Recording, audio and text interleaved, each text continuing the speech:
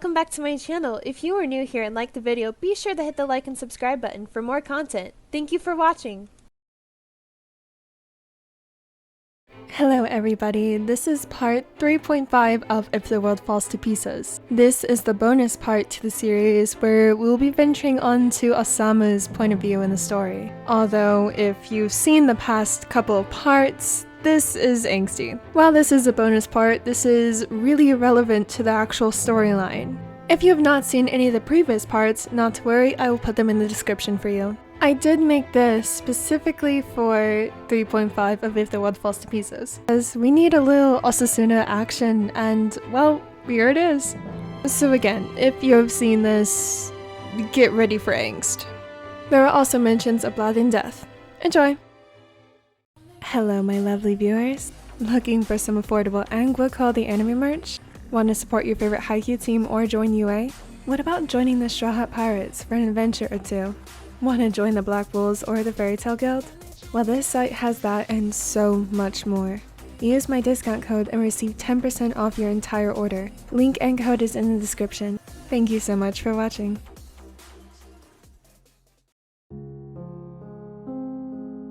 The two assassins gathered in the living room, the shorter offering the latter a cup of tea. Damn, you look like shit. Well, I could say the same for you, Rin. It was true. He had grown much skinnier and even looked ill. His hair had grown past his shoulders, but kept in a bun to not obscure his vision. He wasn't always like this. He once did look healthy and even had some meat on his bones, but his last year a few years back made him stop, and so now he works in the shadows. Did you find what I requested? Suna sighed, taking a sip from his own tea and threw down 2 vanilla cream Folgers on the table. Of course I did. Who do you think I am? Well, I did have my doubts. This seemed to be a buried matter. I'm hurt, Kyusa. He pouted, sticking out his bottom lip. I know more beyond what you have in your hands. Something that was never documented. Kyusa looked up from the folders, eyeing his past partner.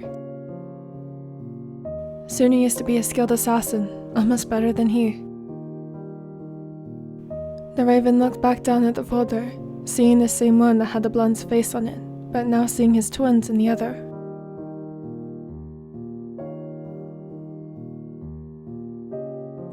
He narrowed his eyes at OsaSuna's folder, looking at the bold letters. Bounty not collected. What is it? Suna took the photo of Osamu that was in the folder and smiled sadly, wiping his thumb over his face.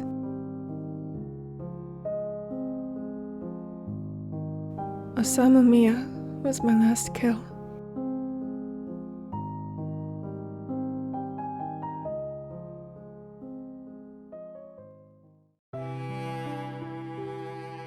The raven walked inside the restaurant, looking over the files he was just giving while taking a seat.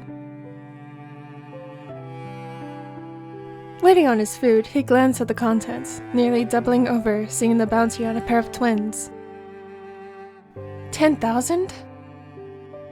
That's 20,000 for both of them. Holy shit.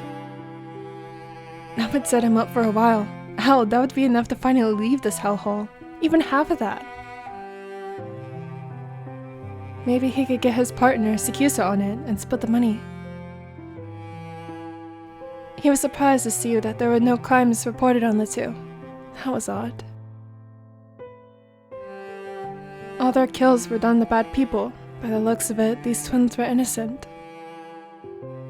But the money... Is that a picture of my brother? Suna spun over so fast he felt his back pop, slamming the folder shut and locking eyes with the man he was just researching on. Who are you? I'm the owner of this restaurant. No, why do you have a picture of my brother? He repeated, this time his voice was stern. He never buffered like this. Why did Osamu catch him off guard? My friend gave me this picture because she has a crush on him and wanted me to talk to him for her. That worked, right? Osama narrowed his eyes, eyeing the raven who was dressed in all black, totally not suspicious. Sorry, he's gay. If he was gonna shoot his shot, might as well get one of them. What a bummer. Guess I'll have to relay the tragic news. He eyed the taller, noticing just how stunning he was. Something the pictures in the files could never betray. His shirt nearly ripped from his chest size. Damn, did he do that on purpose?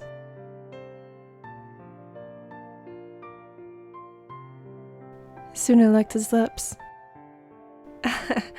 But, are you single handsome? The taller scoffed. Hate to burst your bubble, but I'm straight. Nice try though, A for effort. I'll even give you dessert, on the house. Way to rub salt on the wound. Don't worry, what was the name? Osamu. Right. I'll win your heart. Osamu tightened his apron. I'd like to see you try, lover boy. Finally, this is starting to become a not-so-boring mission.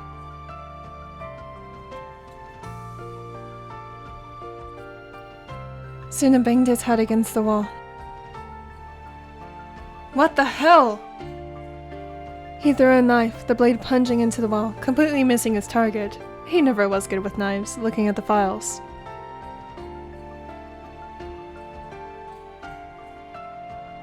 He'd completely forgotten of the other twin. Instead, his mind was solely focused on Osamu Miya. Weeks had passed since their meeting, and each time he'd gotten shut down. Well, this time, he would do it. He would confront him. It was late at night, and Suna loitered at the back of the restaurant, nearly jumping out of his skin seeing the younger twin step outside, lighting a cigarette. Osamu Miya. Ah, lover boy. He can drop the formalities, you know. Osamu's fine. Are you here to confess again? Sorry, but my answer is... no. The taller put the cigarette to his lips, taking a hit before blowing the smoke out. I see. So are you finally going to do it?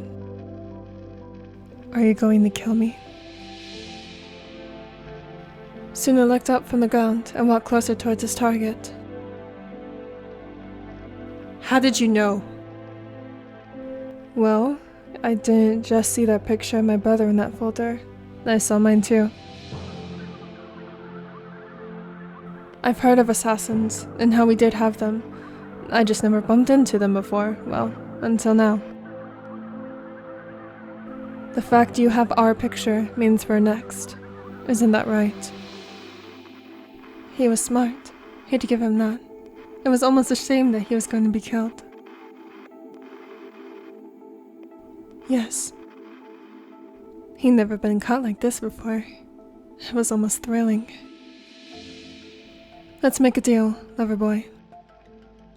You don't have to call me that now. Will you tell me your name? That's what I thought.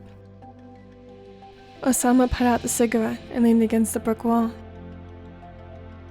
I'll let you kill me and do whatever you want to get your prize money. Sounds easy enough. If. Suna groaned, yanking on his scalp. If you spare my brother. He did nothing wrong. The raven's eyebrow raised. Well, you didn't either. It's just part of the job. And what if I don't oblige? Osama held up his phone with the police's number on dial. All he needed to do was press the call button. While you could kill me before they get here, you will be found and arrested. If my death means my brother is safe, then so be it. Suna could nearly jump for joy. This was too exciting. A game of the rules getting twisted. This is the thrill of the kill. Fine, Osama Miya. He skipped over, failing to contain his excitement. I'll play your game. He grabbed a needle from his bag and injected it with poison. This will only hurt a little bit.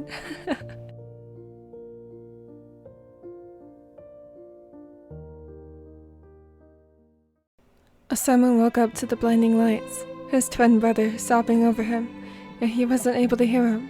His body felt numb and almost unresponsive. He felt as if his body wasn't his to command anymore. Like his body was slowly turning into nothing. Yet, whenever Atsumu wasn't hovering over him, Suna sat next to Osama, watching him. You know, I didn't think it'd poison me. Wouldn't seeing my blood appease you more?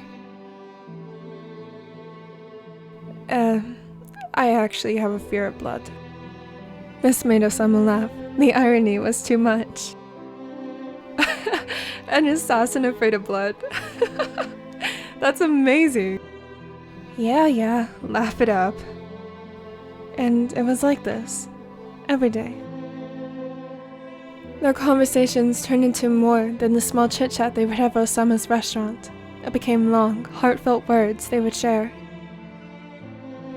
They shared their biggest dreams, fears, hopes for the future, what could have been. More weeks passed. When Osama was thin, his shirts now baggy and his chinks were sunken in, he leaned on Suna whenever he sat up, not being able to sit up on his own. You know, I never knew a killer to be so kind. You think I'm kind? He nodded his head.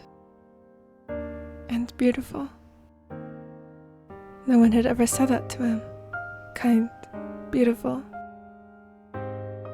He was undeserving of those words. Isn't it kinda gay to say I'm beautiful?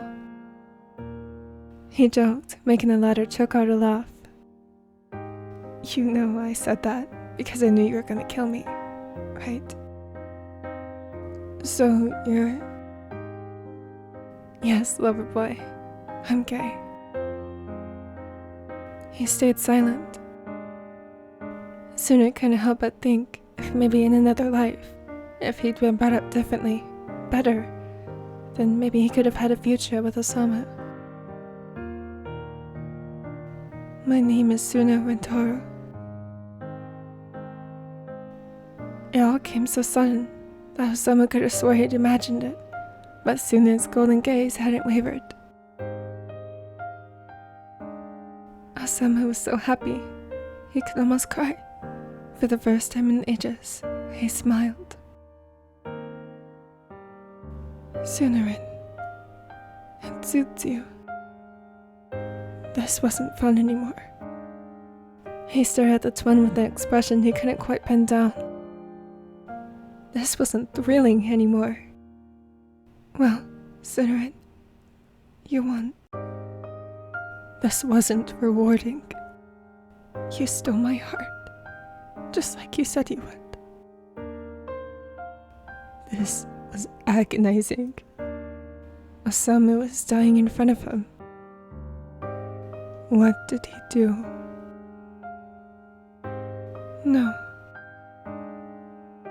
No, I can reverse this, I can... Sunarin.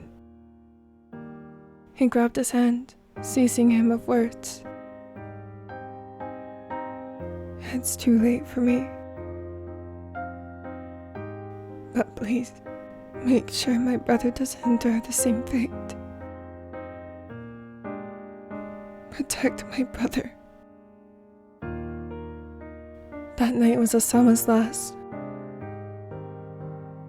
For the first time ever, Suna had cried over a kill he committed. He hadn't even cried over his first kill. It all came so natural to him. But then again, Suna had never fallen in love with his target. Suna had fallen in love with Osama Miya, his target. Suna eliminated his target, and that is something he will forever live with. It was 10K, right? Suna's eyes were red and swollen. Unlike the Raven, Tsukasa had to study him while carrying his lover's corpse to HQ to collect his bounty. Here. He threw a briefcase to him, filled with the prize money for killing his target. He choked and trembled seeing security take the bag that had Osamu in it. They were taking him away. This meant that he was really gone. His lip quivered, seeing them unzip the bag, showing the twins' pale and lifeless features. They were violating him. Wait! His voice was hoarse with the anguish he underwent. They paused. What are you gonna do with him? His boss raised his eyebrow, looking at the forms. Ah, he's our best customer. His plans are... He skimmed through the papers. His breath filled his body, and all he could see was red. He grabbed a knife from Tsukasa's hip and killed the 2 security guards by slicing their throats open. A quick death. He hovered over his lover, ready to protect him even if it meant his life. Osamu was dead, but he would not let them do those things to him. Not to this kind soul. Get the fuck away from him. Rin! He held on tightly to the bag, glancing at his lover, feeling the pain tear his beating heart out. His eyes glassed, zipping the bag back up, and jumped through the window, never to be seen again. That was until Tsukasa found him nearly a year later, hauled away in the countryside, right where his lover was buried.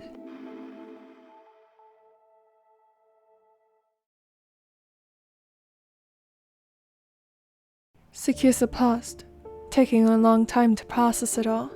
He barely remembered that day. It was all hazy. He wouldn't be surprised if HQ stunted his memories. But to think, he was in the same room as Atsuma's twin. HQ told me you came back later for the money. That's obviously bogus. I didn't want the money.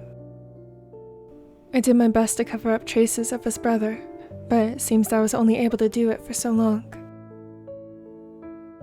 I've been pulling small-nighters to remove his existence again, but it's complicated.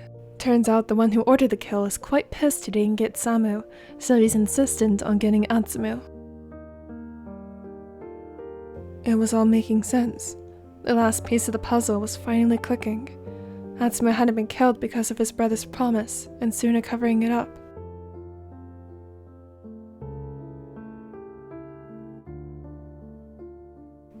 No wonder why the bounty is so high. Are you going to kill him? Suna glared at his friend. Listen, Kyusa. I don't care that we have a past or that we are friends. I will kill you if you hurt Atsumu. I will not let Samu's sacrifice be in vain. Even if it kills me, I will protect him. Was he going to kill him? He repeated the question in his head over and over again, yet there was never an answer. I don't know. He stated truthfully. He didn't know. You fell in love with your target. That's possible. Falling in love. He squinted his eyes, thinking of the blonde. It couldn't be. Yeah, I just didn't realize until it was too late. He looked at his old friend, a look of sympathy gestured towards him.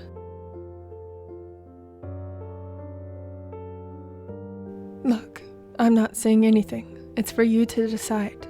But don't be like me. Don't wait until it's too late and he's gone.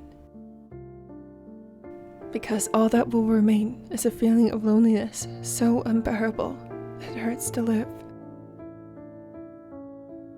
He sniffled, wiping a tear that managed to slip past his mask. You should get going. Don't make him wait. And please, protect him. He ushered the raven out the door before he broke down all over again, faintly remembering the touch of Osamu on his skin. It had been so long he forgot how he smelled, spoke, looked like. No one could have ever prepared him for this. This was a battle he'd never be able to conquer, not alone, but there he was, alone. Waiting for the day he'd take his last breath and reunite with his love.